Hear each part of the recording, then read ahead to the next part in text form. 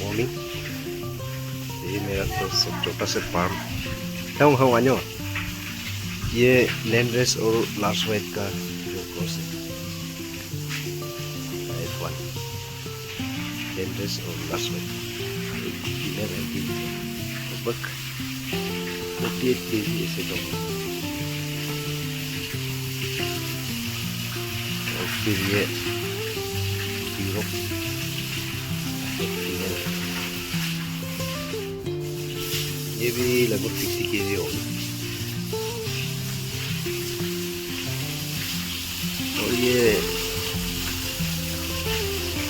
क्या था,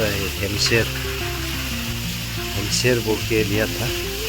ये दोनों को पेटर्निंग के लिए इसको ये केस्ट्रेटेड है ये दोनों। फिर वो फीमेल है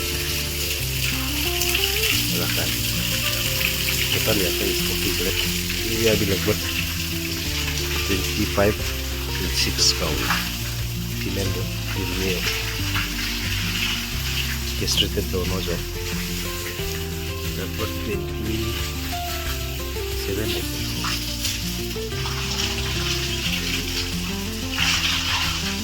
और ये एक मोर है,